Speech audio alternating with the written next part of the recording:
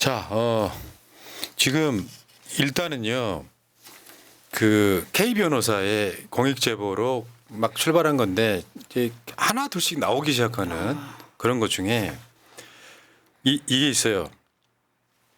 어저께 JTBC가 이종호 전 블랙홀 인베스트먼트 대표를 인터뷰를 했습니다. 근데 재밌어요 이게. 일단 JTBC의 단독 한번 보겠습니다. 로비 내용이 없지만 문자를 지웠다. 사성 장군 기사 링크도 삭제했다. 이런 거예요. 이거 보면 되게 웃겨요. 그러니까 그 임성근 사단장이 사표를 낸다고 하니 VIP한테 얘기하겠다라고 했던 게 이종호잖아요. 네. 근데 이종호는 청와대 경호처 출신 송모 씨의 문자를 보고 말한 거였다. 내가 말한 게 아니라 송모 전 청와대 출신 그 사람도 해병이죠. 말하는 거였다. 그러면 너는 그러면 그 사람이 보낸 문자 어딨어? 그러니까 지웠다. 그러니까 로비 내용은 없지만 문자는 지웠다. 왜 지웠을까? 상대방이 지워달라고 했대요 또. 복구 가능하지 않습니까? 그리고 문자는 그쵸. 정 그렇게 복구를 하고 싶으시면 좀 자진해서 휴대폰을 제출해 주셨으면 좋겠습니다. 그래서 포렌식을 할 수 있었으면 좋겠습니다. 그런데 이 이종호 씨가 도이치모터스 관련 사건 수사를 받을 때 2021년도에 자신의 핸드폰을 부서뜨린 적이 있습니다. 그것과 맥을 같이 하지 않는가라는 생각이 드네요. 네. 자, 한번 볼게요. 보여줘봐요. 어제 나온 보도. 얼마 전에 이게 인터뷰 내용이에요. JTBC 기자랑 인터뷰합니다. 얼마 전에 연락이 와서 본인과 한 문자를 지워달라. 그래서 삭제를 했고 그런데 저한테 최근에 문자가 왔어요. 전화도 오고 그걸 복원할 수 있으면 복원을 해달라. 자기는 다 지웠는데 복원이 안 된다. 송해병이 아까 말한 그 송모 씨 경호처 출신 저한테 신문에 나온 거 조만간 해병대 사성 장군이 생긴다. 그 기사를 저한테 보내줘. 이게 지금 위에 이종호가 JTBC랑 인터뷰했던 내용이에요. 아니 이게 그러니까 네가 그 말을 한 거는 자기 실례는 그거잖아요. 송모 경호처 전 직원이 그 이야기를 해서 나는 그 얘기를 한 거다. 뭐 맥락이 없어. 맥락 없어요. 그러니까 임성근이가 사표를 낸다고 하니 VIP한테 얘기하겠다고 했던 이야기가 자기가 꺼낸 말이 아니라는 실드인데 증거가 없는 거예요 지금. 근데 또 삭제를 했다 그러는데 삭제를 해달라고 부탁을 했다고 문자를 보냈댔잖아요. 그럼 그것도 삭제를 했나요? 그것도 희한하네요. 네. 아니 그걸 삭제할 이유가 뭐 있어요? 그렇죠. 뭐 그 앞에 거야 그렇다 치면 내 행위는 남에 의한 행위다. 인과관계를 보여줘 했더니 그건 삭제했고 모른다고. 복구 안 되지 않거든요. 네 문자라면 그 텔레그램 문자라도 제대로 압색하면 다 나옵니다. 맞습니다. 말도 안 되는 것 같고요.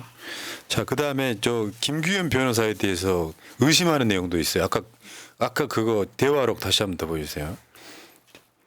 여기 보면은 그러니까 K 변호사가 그때부터 녹취를 했다라는 게 제가 생각하기에는 어떤 의도가 있지 않고서 이게 가능하겠습니까? 개소리죠. 왜냐면은 저는 엄마하고 통화도 자동 녹음됩니다. 네 요새는 내가 엄마를 의심해서 가야잖아요. 하나 알 수 있는 건 아이폰은 아니겠구나. 아이폰은 지금 지금도 불가하죠. 아이폰 제가 쓰고 있는데 자동 녹음 기능 없고요. 제가 만약에 하려면 무슨 앱을 특수하게 깔아가지고 좀 많이 복잡합니다. 근데 거의 안 하죠 그렇게. 자, 뭐 이런 내용이고요. 그러니까 얘네들이 지금 전반적으로 보면 정보가 너무 많아서 이게 뭐야 저게 뭐야 하겠지만 그 정보들 중에는 페이크도 있습니다. 그러니까 우리가 언론사들이 단독을 막 때리고 하잖아요. 그 사이에 또 뭔가 단독이 나오잖아요. 그러면 그 모든 정보를 다 진실이라고 믿지 마시라는 거예요. 칠 건 치고 쳐야지 제대로 진실이 보이거든요. 이 과정들이 있는데 그런 진실들 내용들을 보면 어떤 느낌이 드냐면 제대로 들켰구나. 그래서 쉴드를 치는 게 처음에 예를 들어서 뭐 VIP가 누구라고 했다라든지 네, 막 그 네. 쉴드를 치잖아요. 자기가 과장한 거다. 허풍 떤 거다 이렇게 표현하잖아요. 사실은 그 맥락상 보면 제대로 들켰구나. 그게 그냥 보이는 과정들이 되게 많아요. 그러니까 이 이종호는 뭐 일설에 의하면 저 김건희 오빠 김진우랑 또 연관성이 있다 이렇게 그 얘기도 나와요. 네. 그 실제로 나중에 저 김진우 이자가 네. 또 댓글 부대도 운영했다는 얘기가 나와요. 그러니까 김건희 댓글 부대 고모 말고 또 김건희 댓글 부대 또 뭐 저기 한동훈 댓글 부대 이렇게 있는데 네. 전방위적으로 봤을 때 김건희 자체가 나는 어떤 의심까지였냐면 청와대에 들어가 있는 인사들 중에 김건희 몫이 몇 명 있는 게 아니라 네. 장관이나 비서실 인사를 할 때 사실은 김건희가 조각했겠다라는 생각이 들 정도예요. 여기서 지금 등장하는 인물 중에 하나가 어제 경호처장도 등장을 하잖아요. 김용현. 예. 그런 사람들까지도 다 사실은 김건희의 입김이 엄청 들어가겠구나라는 느낌을 받고 있습니다. 실제로 웬만한 장관 인사는 저 김용현이가 한다는 썰이 있어요. 근데 그거는 외피일 뿐이고 김건희가 실제로 윤석열이라고 하는 사람 그 술만 던져주면 잘 마실 사람이고 그렇죠, 그렇죠. 그러니까 장관 인사나 비서실 인사에 있어가지고 김건희의 몫이 상당 부분 있는 것 같다. 이런 건 있거든요. 국민의힘이 대선을 치르면 윤석열을 도왔던 윤석열 캠프 사람들뿐만 아니라 경쟁했던 사람들까지 다 비서실로 나눠서 들어가잖아요. 예, 추천하죠. 예. 정당이 그건 전통 같은 거잖아요. 네, 네. 이제 그런 식으로 당연으로 들어가는 몇몇을 제외하고 나면 김건희 인사가 굉장히 많을 거라는 인식이 생기더라고요. 이제. 실제로 그렇게 해서 발각된 경우도 있었잖아요. 예를 들어 뭐 유튜버 뭐 7급 공무원 들어와서 나중에 밝혀졌고 그리고 김건희 씨가 아까 김진우 씨 얘기하셨으니까 그런데 7시간 녹취에서도 그 내가 바쁘니까 나는 지금 뭐 대통령 일 하느라 바쁘니까 이런 식으로 얘기하면서 우리 오빠한테 말해 뭐 했던 정황들도 있거든요. 그러면은 오빠도 어떻게 보면 관여가 돼 있다는 말이 신빙성이 있는 것 같습니다. 그러니까 실제로는 그런 거예요. 딱 더 이상은 안 돼 하고 선을 긋지를 못하니까 아예 국정을 대리하는 느낌? 그러니까 온갖 동파리들이 붙는 거예요. 옛날에 야 너 내가 너 주가 조작해줬잖아. 이거 좀 빼줘. 이게 될 수 있는 거고 직접 이야기를 대통령을 통해서만 못하면 김용현 같은 옆에 있는 지근거리 있는 사람이잖아요. 네. 진짜 실세예요. 네. 경호처장은. 그렇죠. 그 경호처장을 통해서 또 뭐 압력이 들어가고 이 과정들이 수도 없이 많이 반복된 게 아니냐 이런 생각이 들고요. 더 재미있는 사건 하나 있어요. 지금 그렇죠? 네. 이게 최혜병 순직 사건은 이런 게 있거든요. 최혜병이 왜 순직을 했는가? 이 책임에 대한 사건이 하나 있는 거잖아요. 이걸 수사했던 게 박정훈 대령이죠. 예, 예, 예. 근데 이 사건에 혐의자를 빼는 과정에서 수사 외압이 있었는가? 이 두 번째 사건이에요. 이 사건 두 가지 얼개가 이 최혜병 특검의 얼개예요. 그렇죠. 근데 하나가 더 있어요. 박정훈 대령 수사 사건에도 그러니까 박정훈을 항명죄로 수사하는 사건에도 개입한 정황이 빼박이 또 나온 거예요. 그러면 세 가지의 개입을 하는 거예요. 그러니까 항명했다고 조금 더 중대 범죄를 하기 위한 어떤 모종의 계략이 아닌가라고 이제 의심이 되는 거죠. 예를 들면요. 이거 봐봐요. 한겨레 단독 대통령실 박정훈 수사 외압 의혹도 대책회의 멤버의 검찰 단장.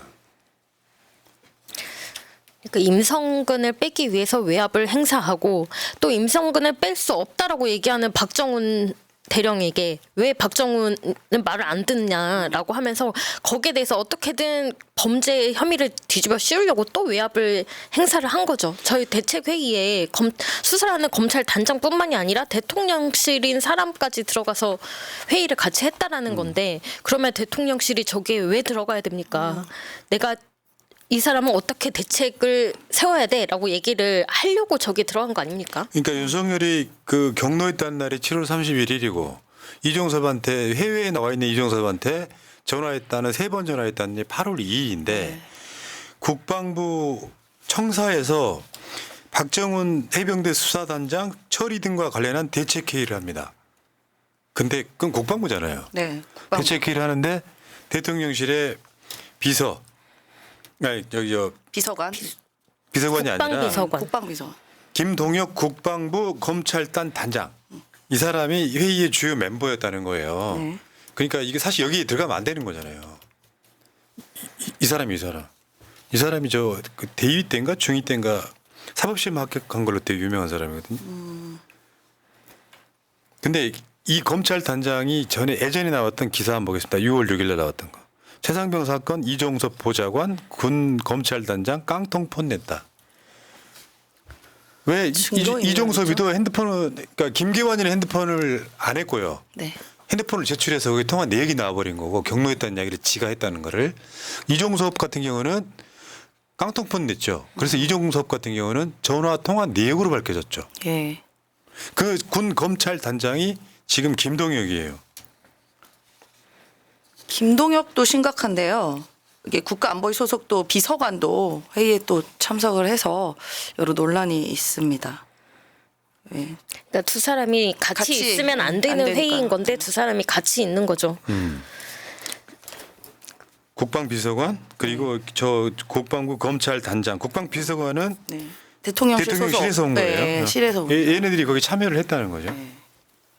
뭐 말로는 이게 뭐 항명 사건이기 때문에 보고를 받고 들어야 된다라고 하지만 거기선 수사에 대한 이야기가 나오기 때문에 이들은 권한이 없습니다. 애초에. 야, 그러니까 이게 법과 사법제도가 있고 시스템이 있는데 여기에 개입하면은 사건의 결말을 바꿀 수 있는 어떤 힘? 저는 이 정권은요 확실히 이게 윤석열식 검찰의 연장선상에 있는 거예요. 뭐 우리 쪽 애들은 다 빼주고 저쪽 이재명, 조국은 탈탈 털고 그렇게 수사했던 게 이런 거예요. 윤석열이가 쉽게 표현하면 대법원장이고 국회의장이고 왕인 거야 이 새끼는. 네. 열받는 게 그런 거죠. 법과 제도가 있잖아요. 내가 무슨 이유에서인지 빼야 되는 사람이 있잖아요. 근데 이 사람을 자기 비서, 그러니까 대통령 비서실이라고 하는 애들이 전방위적으로 움직여가지고 박정우는 항명 수괴가 돼버리고 그리고 임성근이는 혐의자에서 빼주고 실제로 최근에 경북경찰청이 임성근을 뺐잖아요. 했죠. 예, 예, 예. 이래서 윤석열은 탄핵돼야 된다고 말하는 거예요. 맞습니다. 윤석열도 법 위에 있어서는 안 되는 거죠. 그러니까 여기서 또 문제는 그 실제로 여기서 뭐 문자나 통화 내용이나 이런 걸 종합해다 보면 지금까지 있었던 게 거의 다 맞았다는 거거든요. 그럼 예를 들면 말씀하신 것처럼 경찰청에서 임성근만 뺀 것도 이 정황상 맞았던 것이고 그리고 별 달아주러 했던 것도 사실상 김병주 의원이 얘기하더라고요. 실제로 올해 초에 해병대 장군을 사성으로 만들어 주려고 했던 그 군의 여러 가지 분위기가 있었다라고 하는데 그거 분위기를 왜 민간인이 어떻게 합니까? 이런 정황이 다 맞는 거죠. 그러니까. 하면 안 되는 일에 대한 기준이 일단 이 정권에는 없는 것 같습니다. 그러니까 뭐 가서는 안 될 회의 자리에 누구나 다 들어가고 누구나 다 통화로 자기 일이 아닌데도 지시를 내리고 이런 일들이 계속해서 벌어지고 있음에도 불구하고 그 일이 잘못됐다라는 변명조차 하지 않습니다. 사과는 네. 터무니없이 안 하고요. 그러니까 국방비서관이 앉아 있는 자리에 그렇지 않아도 윤석열이가 경동했다고 경로했는데. 알려진 그 네. 다음 날인데 그 자리 들어가서 앉아 있기만 해도 뭘 어떻게 하겠어요. 네, 눈치 보이죠. 내가 말한 거 다 들어갈 거 아닙니까? 근데 사실 그런데. 국방부나 해병대 수사단 또는 경북경찰청 사람들도 양식이 있는 사람들은 이거 잘못된 거다라고 이야기를 해도 소수 목소리가 돼버리는 거고 이 과정들을 거치는데 어쨌건 아까 좀 전에 나왔던 거 있잖아요. 내가 그냥 한 마리 VIP 뭐 임성근한테 그만두게 한다. 두지 말라고 하겠다. VIP한테 이야기하겠다. 그 얘기 왜 한 거야? 누군가가 전해준 거야. 그 전해준 거 어디 있어? 지웠는데요. 씨발. 이게 일반인 같으면 구속이에요. 그렇죠. 증거인멸입니다. 그러니까 우리가 구속 사유의 도주료 증거인멸, 사안의 중대성 뭐 이런 거거든요. 야 참. 그 대놓고 뻔뻔히 인터뷰하는 것도 웃겨요. 근데. 근데 여러 가지 말도 안 되는 짓들을 많이 하니까요. 에이. 아니 내가 봤을 때 그게 진짜 아무런 연관성도 없는데 그렇게 하고 다녔다면 그게 정신병자죠. 에이. 거기는 걔가 거기 돈이 나오는 것도 아니잖아요. 멋쟁이 해병 자리에 멋쟁이. 있으면은 그러니까 뭔가 얘가 얻는 이득이 있을 텐데 그거를 숨기는 과정에서 이 사람이 김건희랑 아무 상관이 없다면 문제가 안 되죠. 정신병자죠 그냥. 사기꾼이거나 관계가 있는 사람이니까. 심지어 김건희가 돈까지 빌려준 사람이야. 15억 원. 김건희네는 23억 원을 이익을 보게 해준 놈이야. 그렇죠. 어느 날 관계를 끊었다고요. 되게 신기하네. 관계를 왜 끊고 살지? 그런 근인 관계에서. 23억이나 벌어주면 제가 모시고 업고 다녀야죠. 무슨 그리고 하나 더 소리입니까? 있어요. 석유공사 석유 나온다는 이야기. 네. 저기 동해석유. 네. 뭐 삼부토건 등 몇 가지 단편적인 자랑만 봐도 주가 조작은 지금도 이루어지고 있을 수 있다. 아, 여기까지 나가면 여러분들은 그냥 탄핵이잖아요.